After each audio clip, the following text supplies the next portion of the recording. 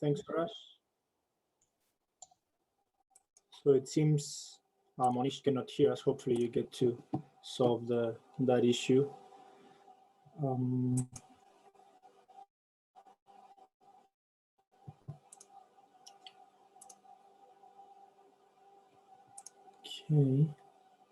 Okay. Right. Could you confirm that you can see my slide? Yes.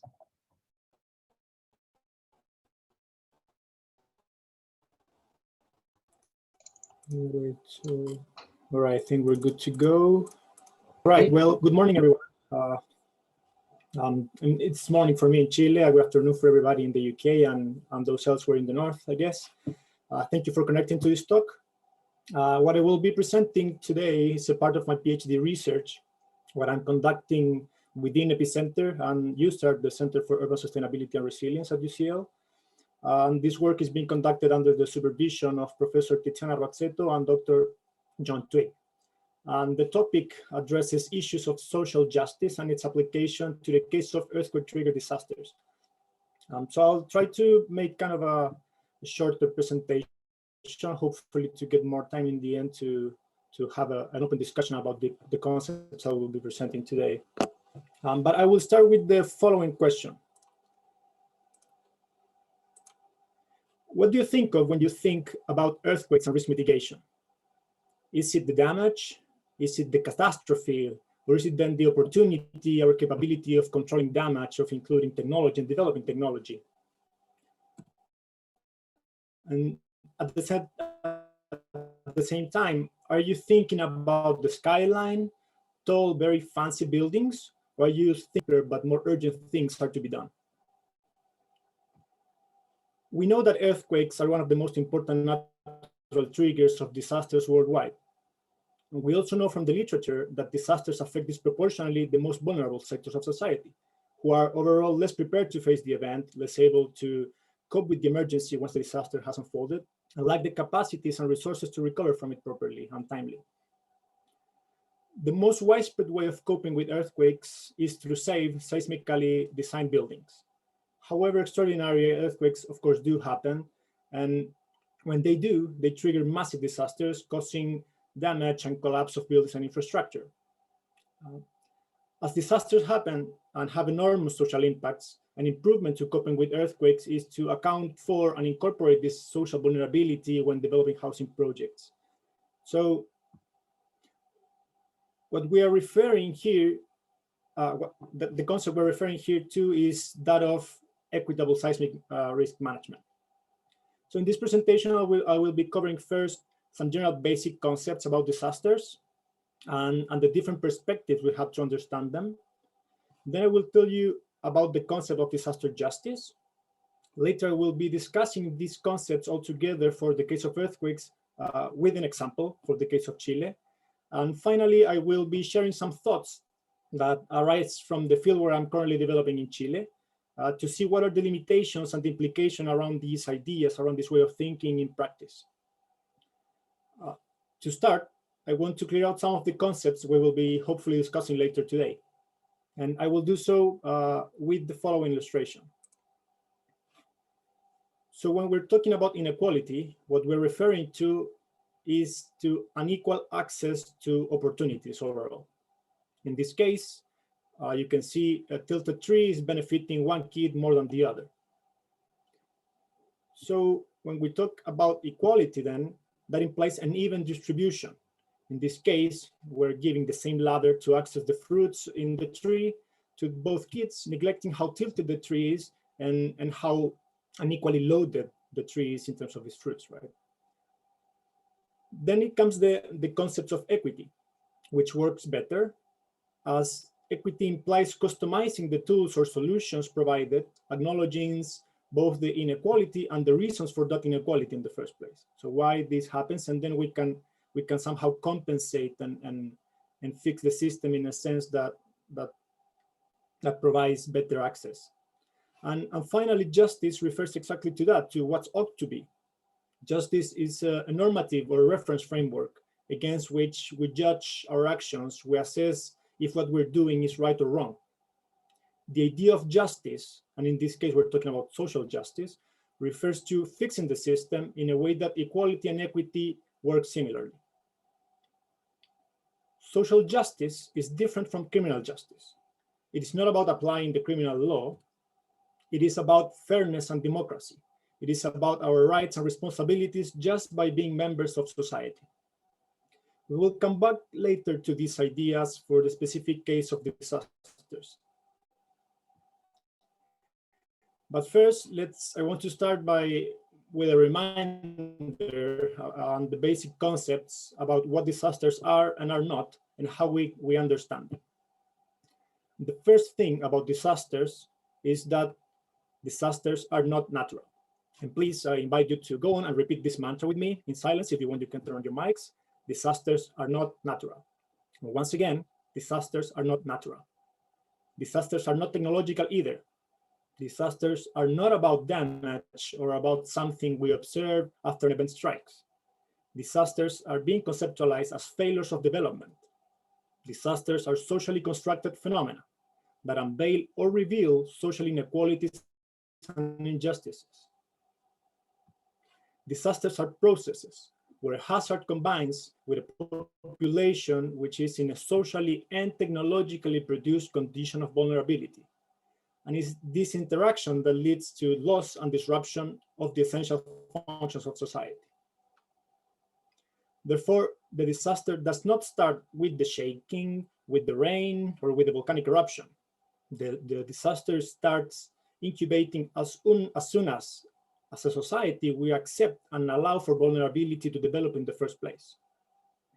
And why am I being so emphatic about this basic definition? It's because although we seem to know this within the engineering community, my perception is that we tend to forget about earthquake-triggered disasters and start focusing too soon on earthquake risk, which somehow shifts the attention from the problem of disasters to the solutions we can come up with, which is at the very least biasing our activity.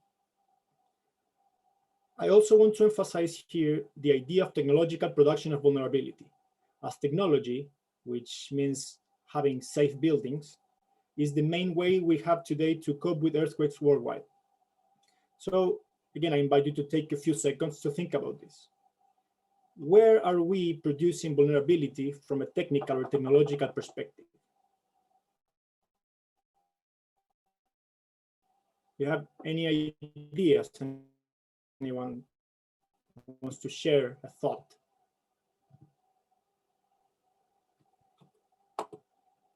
And the last general reminder about disasters is that disasters don't hit everyone the same. Instead, disasters hit the most vulnerable the hardest. And this is where the link with justice comes. Because if there is a portion of our society that is disproportionately hit by disasters, then we are facing an injustice. And this is because this difference is not given, it's not something natural. This difference doesn't come from nature itself, but instead the difference comes from very specific structures, processes, and decisions that are being made. And all of this, it's all this system that creates this situation, this vulnerability, and therefore we must assert accountability about these actions and inactions too. So moving on, there are different ways of understanding disasters, but I will be focusing mainly on two different perspectives or sidewalks, to understand disasters. On one side, we have what we would call like the engineering approach or rational approach. On the other side, what I will refer to as the social sciences and humanities approach to understanding of disasters. On our side, the engineering approach, we see disasters the following way. So we have a hazard event that occurs, causing a disruption of normality, right? So we have, for instance, an earthquake. We have vulnerable infrastructure that sustains damage. So we see this, we observe this, there's this disruption, there's this damage. And what do we do about that? Well, we go on and act both on the hazard and also on which the hazard damages. So what I call here the symptom, right? So what do we do to act? Well, regarding the hazard and also on that the hazard is damaging or is acting upon, we try to monitor better, try to understand better, we develop models, we start predicting both the hazard, the performance, then we go on and change the building codes, and then we keep on developing solutions to tackle these phenomena that we observed, right? And specifically for the case of earthquakes, what's the philosophy for acting? Well, it's designing better or safer, whatever that means. And for the first tier of safety, we have come with the idea of saving lives, right? And that has, of course, helped a lot and improved a million of people's lives. Then we seem to have advanced to a second tier of safety, which regards to controlling damage. So then we're thinking about maybe much more sophisticated design methods, building technologies. Maybe we're talking about performance-based engineering and design, or stuff like that, right? The last few years, there has been more advancements in perhaps what we can call like a third tier of safety, which can be related to fostering recovery. Maybe we're talking about resilience-based design or something similar. But overall, what's relevant here is that the engineering approach, of course, is involved with developing and giving technical understanding and solutions to the problem of disasters. So this is basically how we conceptualize disasters. So on the other side where the social sciences, the humanities approach, things look a bit different. So on first instance, we can say that a disaster unfolds. So it's not that something happens. It's not that we have a hazard that disrupts normality, but instead there's the trigger, which could be the hazard, which would be the earthquake in our case.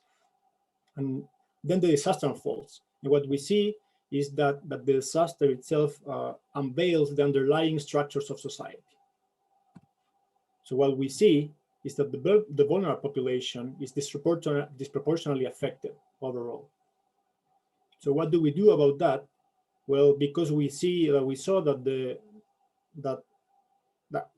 disaster uncovered the underlying structures of our society, then we realized we need to act on the root causes of disaster, the sources of vulnerability.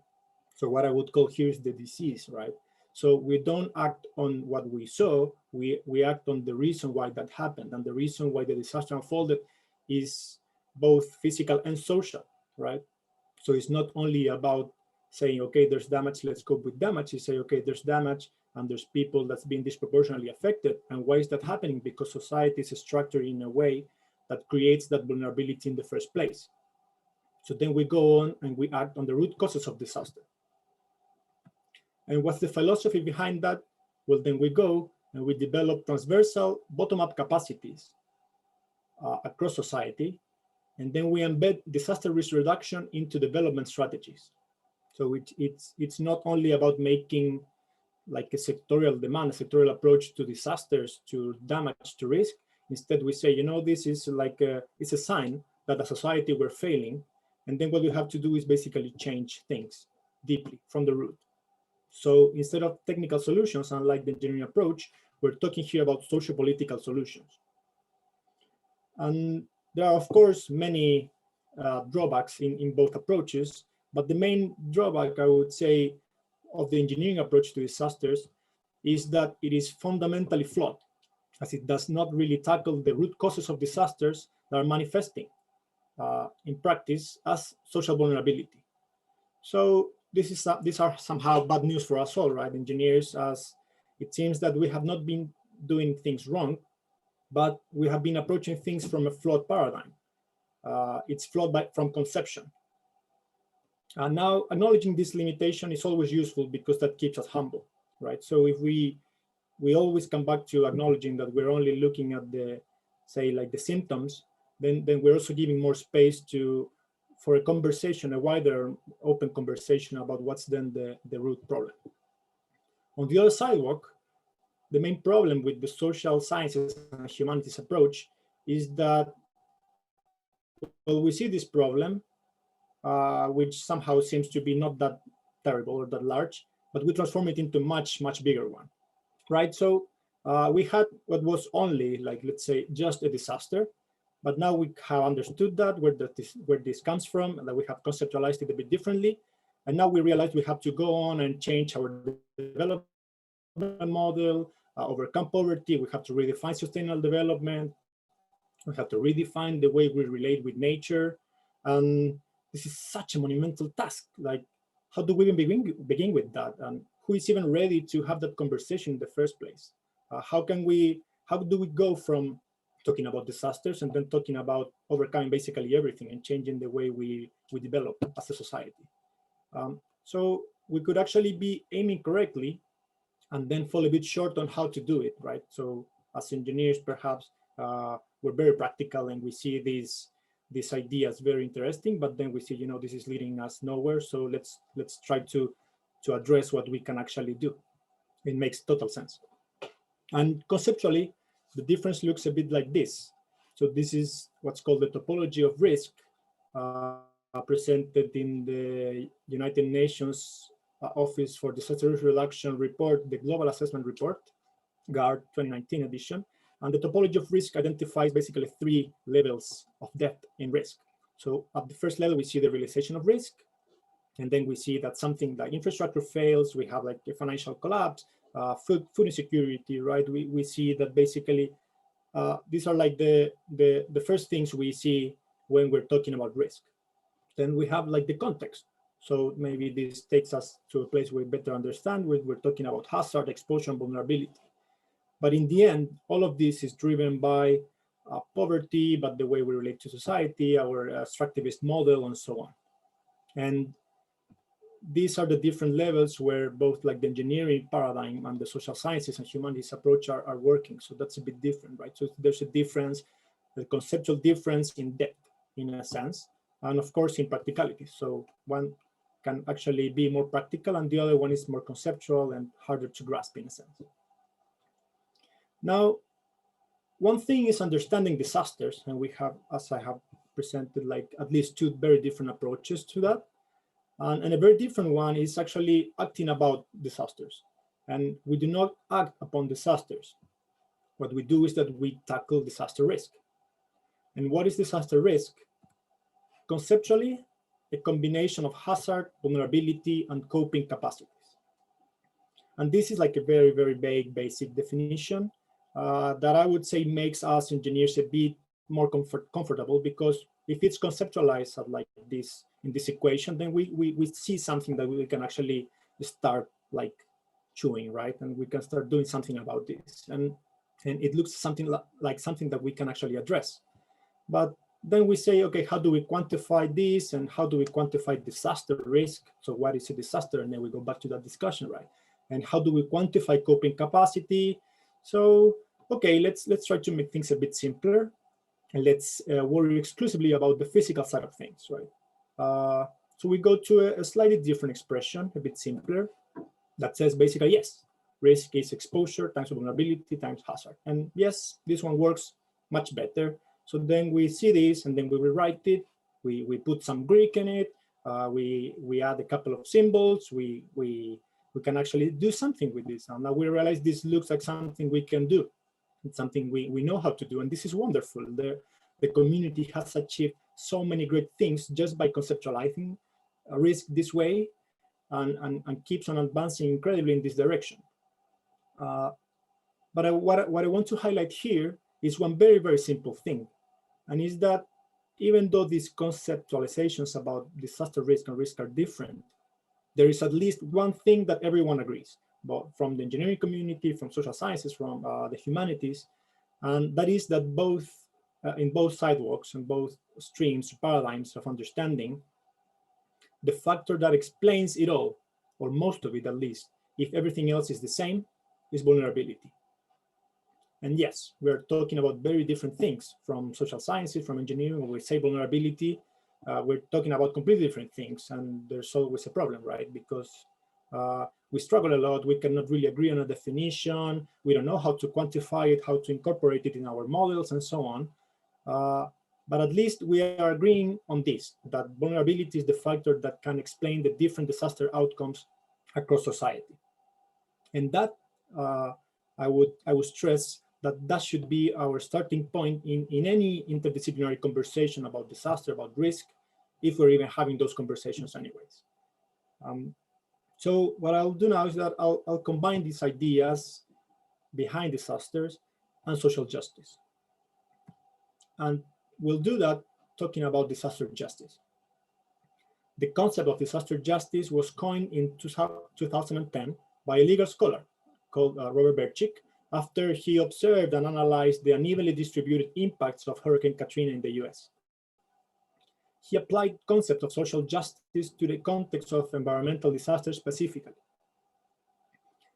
Berchik defined disaster justice simply as the failure of law, specifically the failure of law to provide vulnerable people with the protection and benefits they need to lead safe and productive lives. So this is quite straightforward and simple, and it takes us places, right? There is at least a notion that the state has a responsibility to protect its citizens, a right to safety, as John Twigg called it, which is often declared even in the national constitution of states. And failing to do so, to provide these minimum levels of safety, constitutes an injustice. And not only that, but also it somehow implies that democracy is not fulfilling its basic obligations to citizens.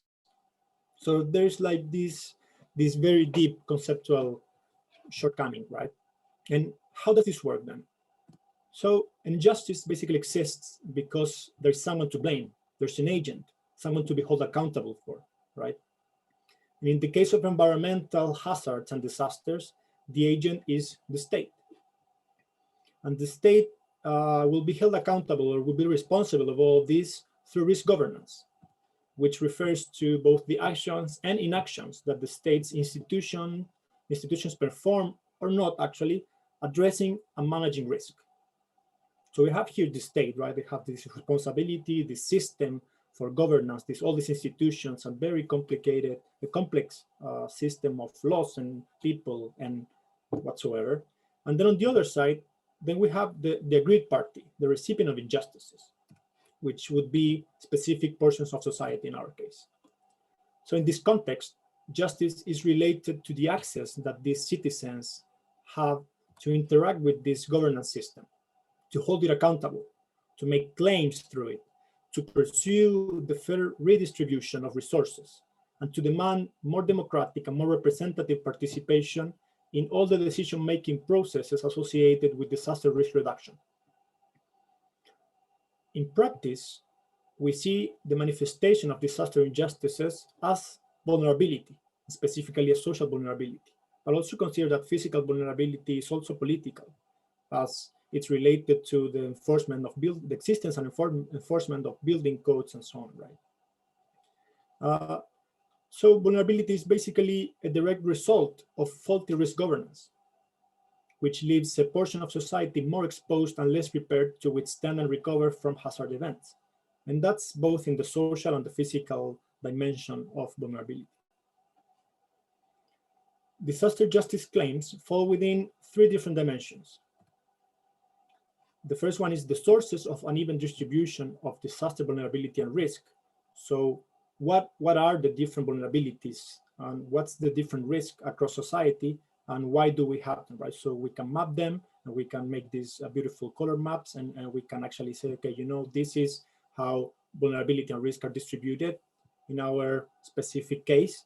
And then we can go on and identify the sources for this uneven distribution because it's always uneven. The second dimension is what we would call distributive justice, which is basically a concept that refers to just distribution or redistribution and also equitable access to assistance and resources throughout the disaster risk reduction cycle. And the third dimension is what we call procedural justice, or basically the justice in the processes, in the procedures. So we're talking about just participatory and democratic decision-making processes throughout the disaster risk reduction cycle. Overall, disaster justice claims translate into claims on disaster risk governance, which are related then to accessing the system, to hold it accountable, regarding redistribution of resources, representation of different voices, and recognition of multiple forms of knowledge. And when we conceptualize things this way, then we start identifying or we open the space for identifying at least what are the structures in place in our society that are preventing, for instance, a representative decision-making processes regarding disaster risk. Are different forms of knowledge being recognized in this table? Who is sitting in the table? Who is having this conversation? Are we considering only technical knowledge, only experts? Or are we also considering civil society? Are we considering traditional knowledge, right? So this is the way that this thinking takes us. So to try to illustrate some of these points more in practice, I will present a case study that will help us thinking about these concepts a bit simpler, hopefully. And the case comes from the magnitude 8.8 earthquake that struck in central South Chile in 2010.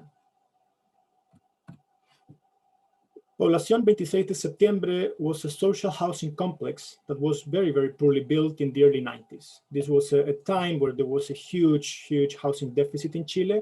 So there was an important pressure for building more and more quantity of housing. So just provide any type of housing somehow. And well, that's a different discussion, but there were lots of pressures there to do more, and quality was a bit neglected, to say the least.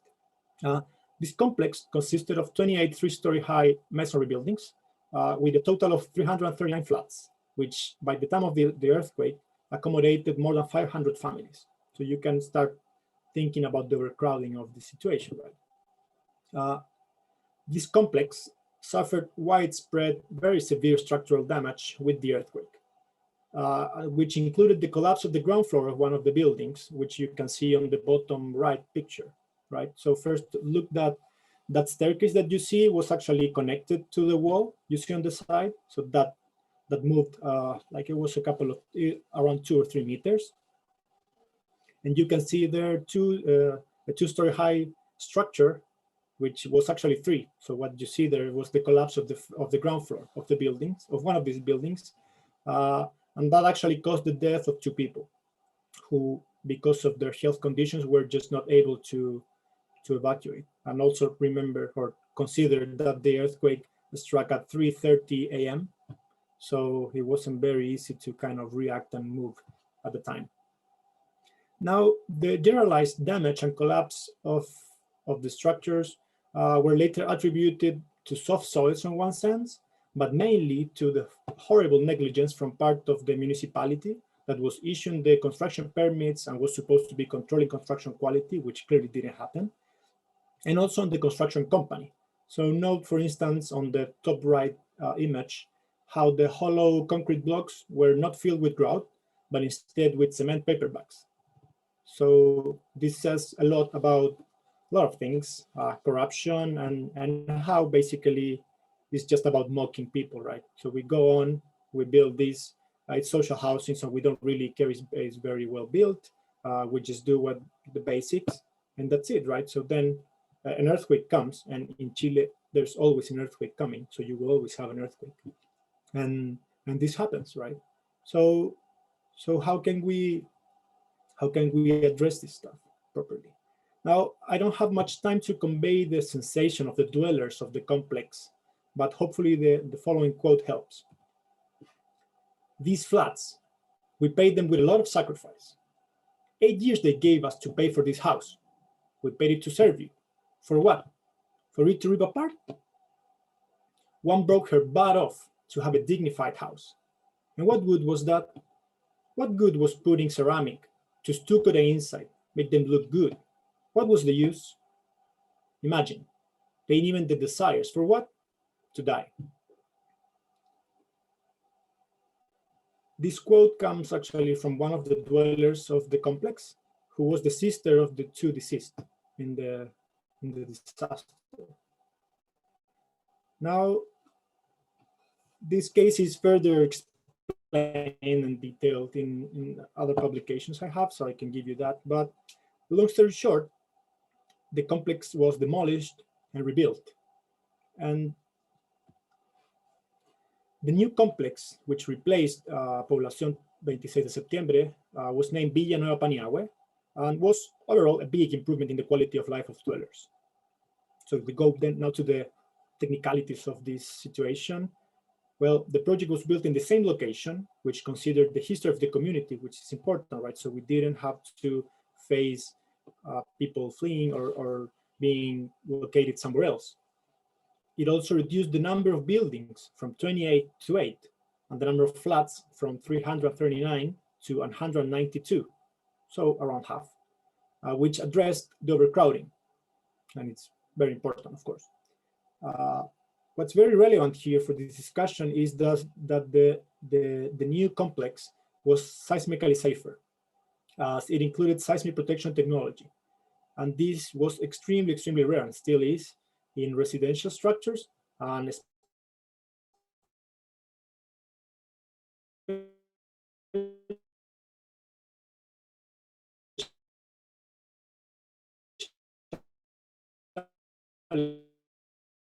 in social that by the University of Chile since the early 90s. So you can see here on the bottom right picture a sample of the combination of isolators and sliders that the buildings have. And this also was interesting because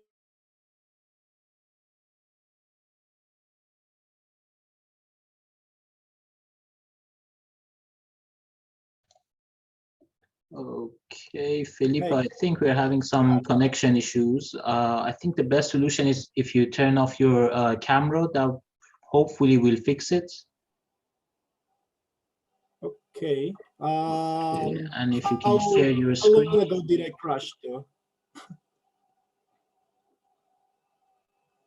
Let me go back to sharing the screen. Hopefully you were following what I was saying. Yes. Were we here still, or did I crash much earlier? No. We heard about the new developments which were replaced, and you were talking about the base isolators and the performance. Okay, thank you, Arash. Sorry for that. No worries. Poor connection. But anyways, going back to it.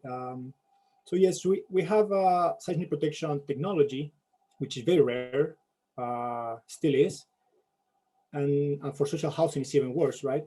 And what's also important here is that it was not only about increasing the safety, but providing this solution was somehow giving the dwellers some peace of mind about the soil, right? Because the soil was widely considered the responsible for all the damage, which, as you can see in the previous images, was not that, right? It wasn't only about the soil, but it was also about the way the buildings were built. So from a technical perspective, this was definitely a success, right? So we reduced the number of flats and the number of buildings. So we address overcrowding. We stay in the same location, which is good because that considers the history of the community. We don't need to give people other options. They don't have to probably change their jobs. They don't need to change the way they live. But at the same time, the new complex was seismically much safer and architecturally much better, right? So it provided, say, it's a very common word using dignity, in Chile, and it was definitely dignity what people got there, even though they had to wait 3 to 4 years for this solution to be finally built.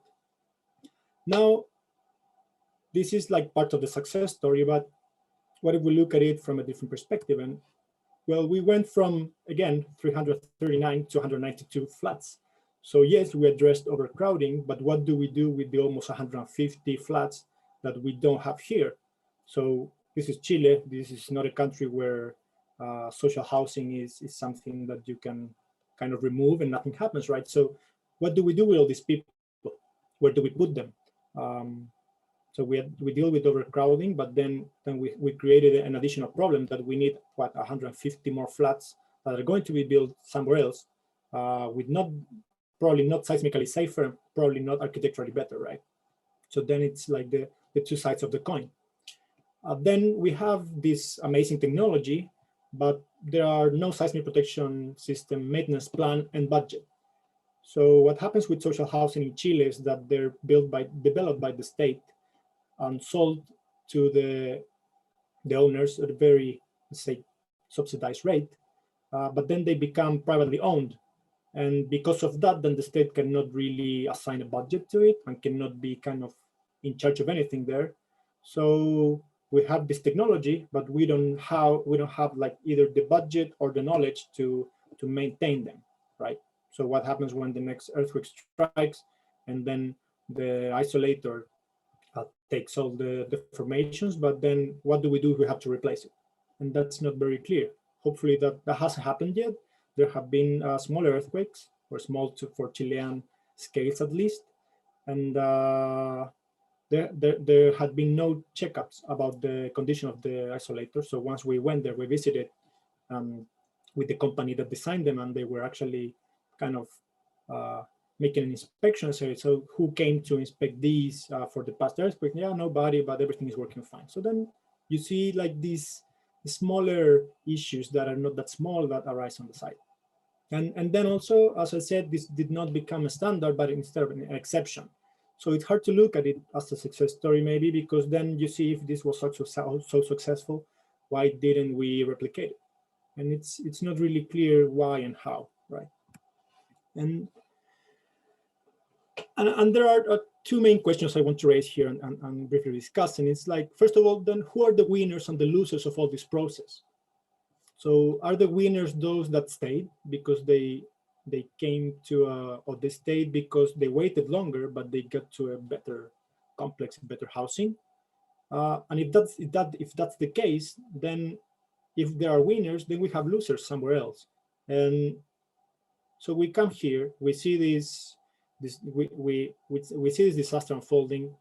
We come up with this great solution, but then at the same time we're saying to a lot of people, yeah, you know, we did this, but you don't have access to this, right? So you have to go somewhere else, and consider even those whose buildings did not collapse, those that only suffered maybe minor structural damage, and maybe some repairable damage. So they will never be able to access this kind of upgrade in terms of seismic safety and architectural features, just because they didn't have enough damage, right? So it's strange what I'm saying, perhaps, but this is how we start looking at things when we address these stories from a justice perspective. And again, I didn't have time to go through this, but what are the redistributive and procedural justice claims in all this process, right? So if people had to wait for 3 to 4 years for this to be built, what happened in between? And what happened was negligence, basically. So people were abandoned. They had to do whatever they could to survive for these years until then finally the project was built. And so why I bring this story to you is that I want to show how somehow an even redistribution of resources, which in this case relates to providing seismic isolation to socially vulnerable families, may actually allow those who have less capacity to recover from an eventual future disaster to never enter in such need in the first place, right? So in this case, what we're doing is that we are protecting the most vulnerable from the next major earthquake by indeed providing what we could consider extra safety, right? This is, we're using non-traditional solutions. So instead of doing whatever, a thicker wall, we're just putting all this technology in between, and this is amazing.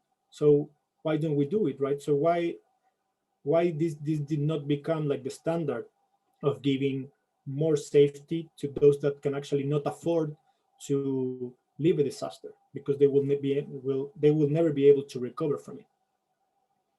So the project was not at all conceived explicitly pursuing social, environmental, and disaster justice. However, the solution did consider variables that are beyond the traditional structural and architectural solutions and the typologies used for social housing. So if we agree that this was a success story and that we want to replicate it, how can we do it without being prescriptive, right? How can we do it without saying everything has to be done with isolation or whatever? So all of these questions are what I'm going through in my fieldwork. So let me finish with some of the ideas that stem from this work, and hopefully we can start a conversation on how to move forwards with these ideas. So the first idea is that we seem to be spellbound by the solution, not by the problem, right? The technocratic approach to earthquake risk reduction continues to give voice and representation to a very narrow and a very homogeneous number of stakeholders. Now, don't get me wrong, this has been incredible. This has allowed significant advancements in knowledge and in practice, but somehow it has also hindered a more holistic discourse on the physical, the technical, the political, and the social dimensions of seismic risk and disasters. So if the discussion is only held by engineers, can something other than a technocratic approach be expected to deal with earthquakes? So again, we go back to the idea of representation and participation, right? So who is participating in the discussions and how is that knowledge, those concerns being brought to the table? So let's go back to basics. So what is our problem here? I'm saying we're spellbound by the solution, not by the problem. So what is our problem? And what I would argue is our problem are disasters. It's not risk, it's not damage, it's not predicting earthquakes, but disasters. So disasters unfold. And what are disasters? Well, disasters are socially constructed social phenomena. And the root of disasters is vulnerability. So if we think about disasters instead of risk, we would never be able to neglect vulnerability, right? So because if social vulnerability explains the different outcomes across society when a disaster unfolds, now the question is, how can we make social vulnerability then a driver for our side of the problem, which is engineering practice, right? So how can we develop or provide solutions, technical solutions, which is what engineers do, but changing a bit the approach by making vulnerability or social vulnerability the driver. So does that change anything? And I don't know. Now, I'm not saying we should not be doing all the technical development, right? On the contrary, advancing in this direction has helped millions of people and has made us safer throughout time. Knowledge and technology has advanced a lot in that sense, and we're very thankful for that, and we have to continue doing that, of course. All I'm saying is, perhaps if we go back and look at the original question, and we may find simpler solutions that were at hand, but we just did not consider them because we were thinking about something else, right? Not about the problem, maybe only about the solution. A second idea comes from the following quote from one of my interviews. Question is, how do we protect those who cannot take care of themselves? And this connects with the case study I was presenting a bit earlier. This idea implies prioritizing, but with different criteria from those we have used until today, which are mainly driven by cost of contents, by downtime. So if we shift from there to considering vulnerability as a driver, and then we see who are those that cannot take care of themselves, then maybe priorities would change. And maybe we will be asking the same questions, but in a different scenario. Like the following quote from Susan Feinstein addresses this idea that if we want to be more sensitive to issues of justice, we should start by better protecting the most vulnerable in the end. So if we think this, even in a practical sense, right, a chain is as strong as its weakest link. And we're fairly aware of who those people are, who are those who need more support before and during and after the disaster unfolds, during the emergency, during reconstruction and recovery. So why don't we just put more attention to that? A third idea deepens into this. And the quote goes, inequity is not in the code. It's a decision of the investor. There are tools to prevent inequity, but people has to make that political decision. Again, this interviewee conceptualizes the safety cost trade-off and puts the responsibility on the investor.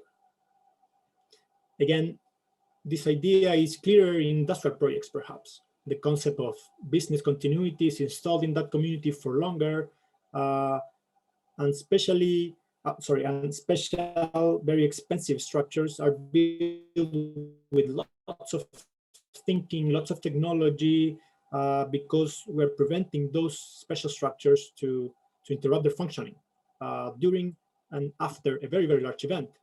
So does this logic really apply to residential structures? And one of the main points we got to this with these interviews is that it seems that the problem arises when the final user is not the owner or the investor, right? So who is making the call? What are the considerations for this cost-benefit assessment, which is done either on paper, very formally, or maybe in the head of someone who just makes a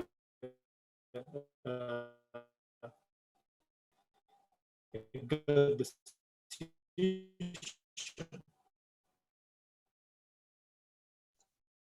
Okay, Felipe, we lost your voice So again. Or taking the, do we even know what that compliance?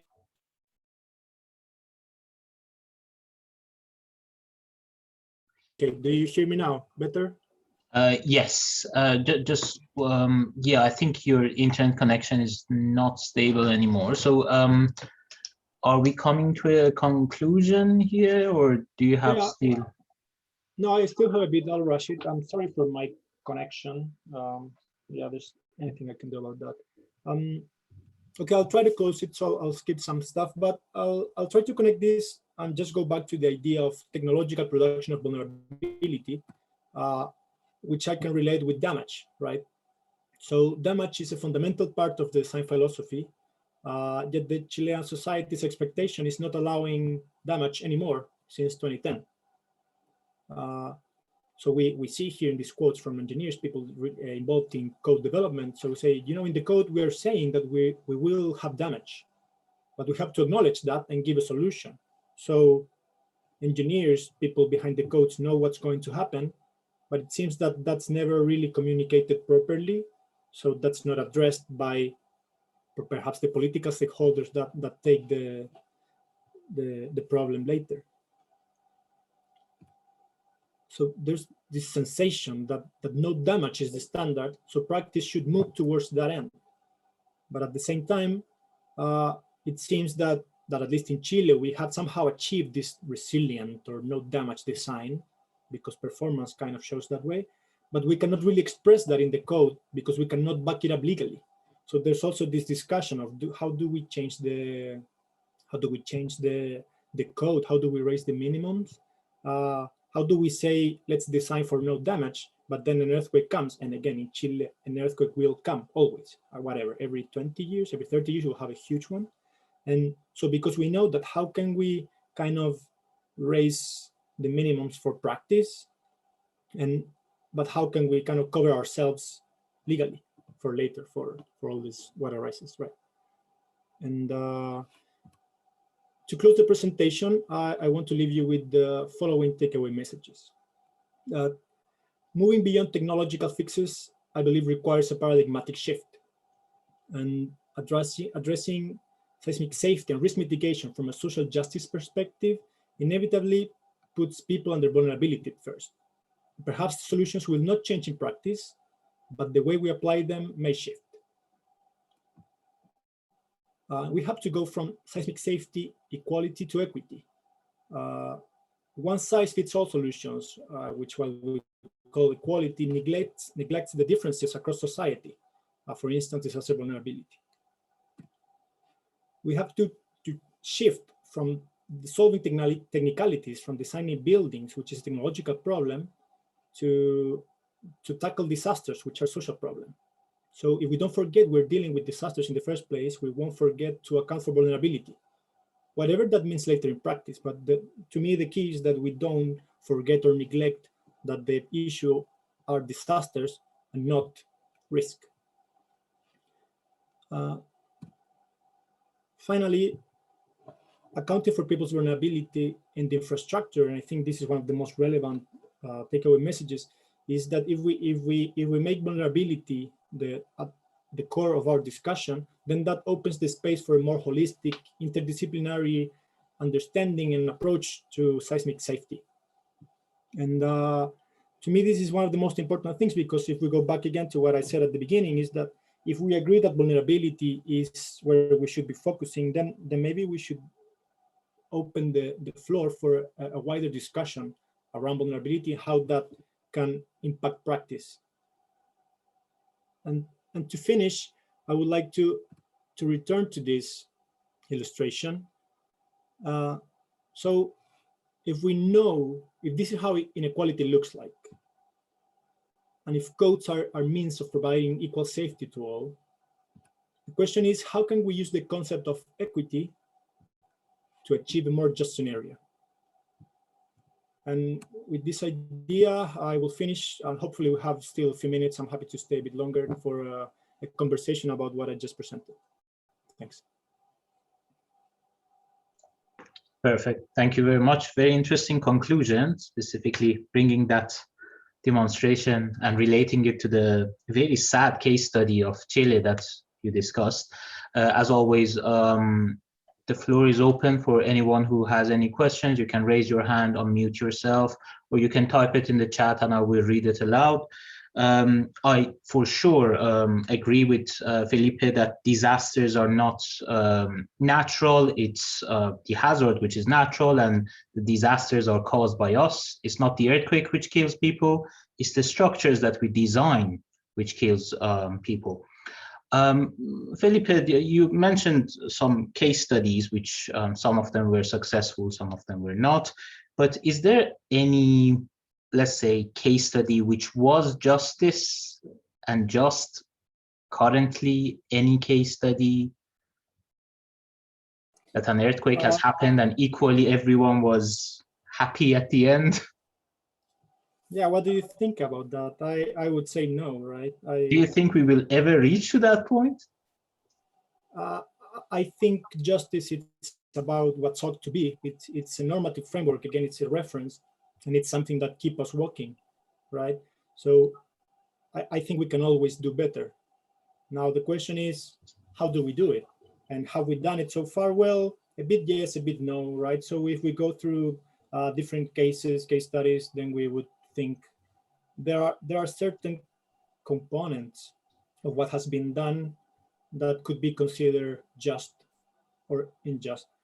So again, the idea is just to, I guess, raising at least the awareness about this and see where these ideas can take us in practice. So what I'm saying here is not just kind of assessing everything from a different perspective. What I'm trying to say here, you know, like if we look at things from a different perspective, maybe that can shift the way we do things in our realm, right? In the technical solutions realm.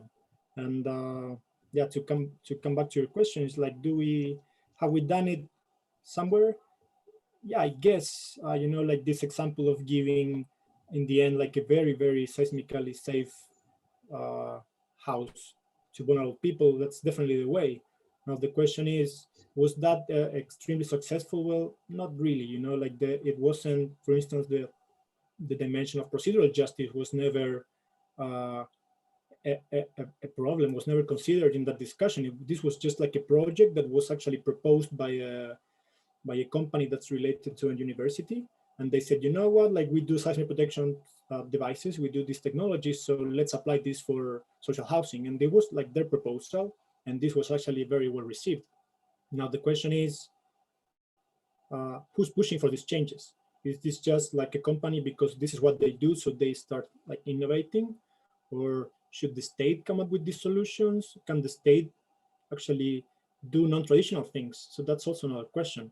And yeah, I guess the answer is, I don't know. I think we just have to keep on pushing and bringing these issues to the fore. At least will give more space to have these discussions in the end.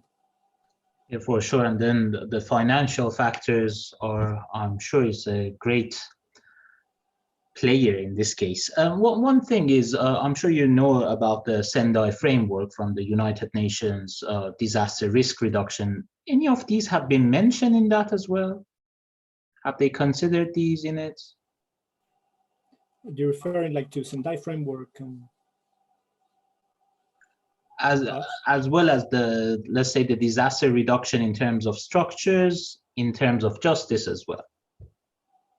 Well, yes and no. I think justice is a very awkward concept because it's hard to grasp, right? So everybody wants justice. Nobody knows how to get there. And I think that's also why politically it's very hard to talk about justice. So if we put justice at the core of the UNDR's, or say like the SDGs, the Sustainable Development Goals, or those type of, let's say, policy documents, then we're putting people in a very difficult situation because they have to do justice. And how do we do it, right? We have different perspectives. We have lawyers talking about justice, and then we have engineers talking about justice. So how do we do it? I think what we are already doing with all these campaigns of making cities resilient and perhaps, yeah, I guess that's the leading discussion, right? Like around resilience, we're already struggling to do that, to showcase, to convey the message. So then bringing to justice and make like a political discussion about justice, I think it's just too difficult. So I do think everything kind of points the same way. I just think these are different concepts, and one way or another, everything reinforces together. I don't think you can say this is or is not considered in, for instance, the UN's frameworks.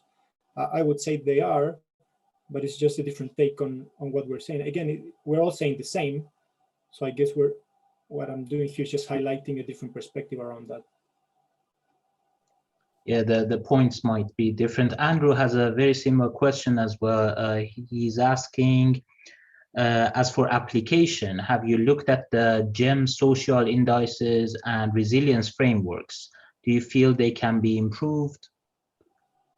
Yeah, thanks for the question. I am very aware of GEM's work. I've been participating with them since 2014, I think. So I started working with them, and it's very interesting what they're doing. I think they started like from an engineering perspective, and then they realized we have to incorporate other things, right?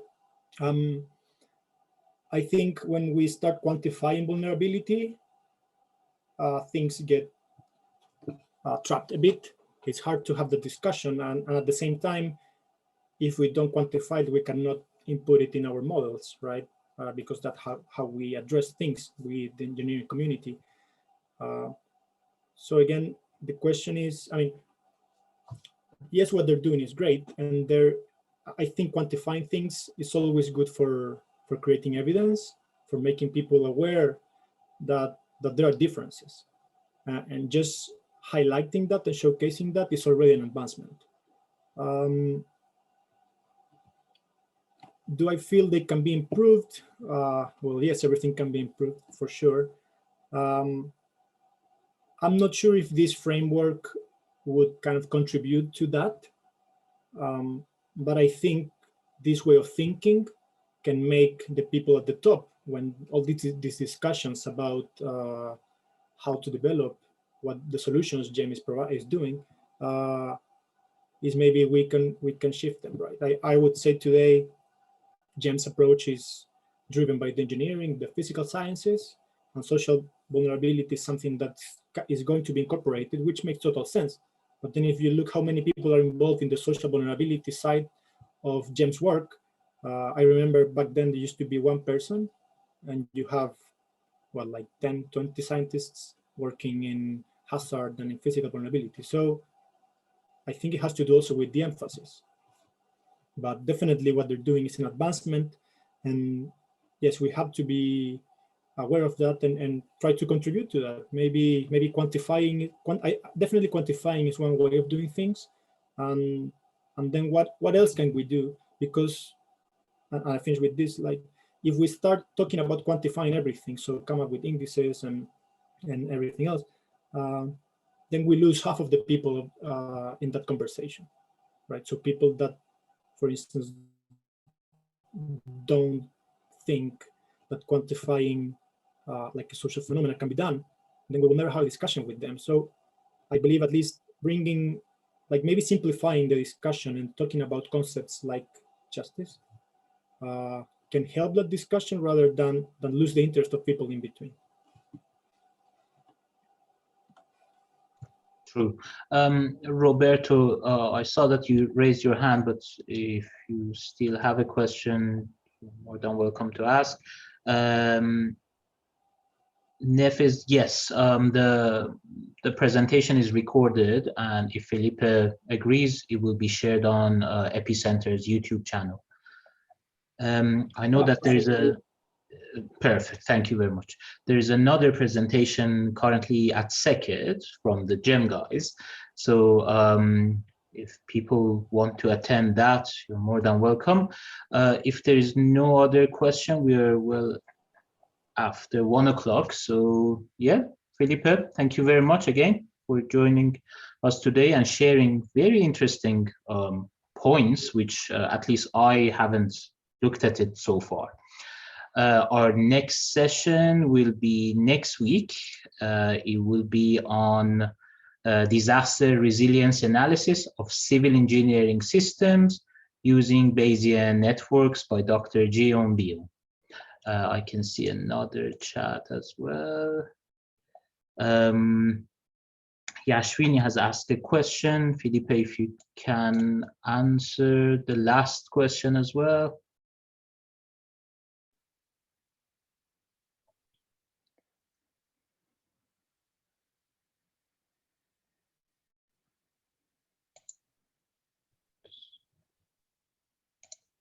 Felipe, are you here?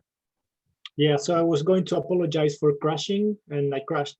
So I guess that says it all. So yeah, thanks for attending my presentation. If anybody wants to have a discussion about this, I'm more than happy to continue. Yeah, just one last question. As engineers, can the society justice element be encompassed as to innovate in earthquake-proof buildings, such as cheaper ways to provide same safety levels as done in an affluent area? This is the question. I'm getting disconnected as well a little bit. Sorry for this. Sorry, I don't think that came out clearly, but I just meant that as engineers, like in the realm that we can influence societal change or like any societal, you know, like disaster, like isn't the problem essentially that there isn't enough resource going around, like the public money? I think that's what happened with Grenfell. The rules and regulations were a bit weird, and you know, people, they're just budgetary constraints. So doesn't it amount to, isn't the problem just that, which is how do we make better earthquake safe buildings with lesser resources? And that would solve kind of like the social housing element, or the fact that, you know, there's an inequality in the world. Definitely. I think that's one of the points. And you know, I relate this with the following. I started the presentation saying, you know, like, when do you think about technology or safety or earthquake, do you think about, you know, making these high-rise buildings much like more flexible or seismic protection devices, or are you actually considering whatever, doing like very basic solutions for the poorest segments of society? And I think that's a very relevant question, because my experience is that as engineers, we're usually driven by very like high complexity problems. And that makes a lot of sense, right? Because we want to move the limits, we want to create knowledge, advanced knowledge. But at the same time, I also feel there's a lot of very simple things we can do, and that will have a larger impact. So now the question is, how do we draw attention to those problems, like simpler problems, like not that sexy, right? And then how do we draw funding to that? And of course, we will never be able to develop low-cost seismic isolation for social housing if probably we don't have the investment to do that for very expensive structures. So it's not one or the other, it's the two together. And I think, for instance, in my home university where I did my undergrad in Chile, I would say in the structures department, everybody was working with concrete. Maybe one person was working with steel, and just like in the last 5 years, I think they incorporated one person that's working with masonry. And well, masonry is the way we build social housing. So if nobody's working with masonry, how can we ever be kind of, how can we have this problem on the table if no one's actually concerned about that?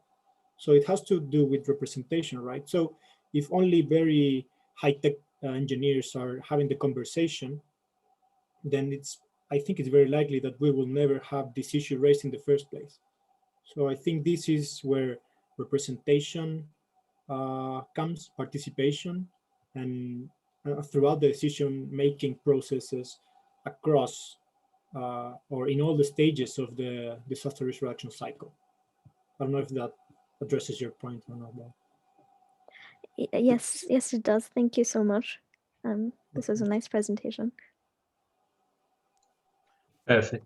Thank you very much. Thanks again to Felipe, our speaker today. Very interesting presentation, and we'll probably see you guys in second talk.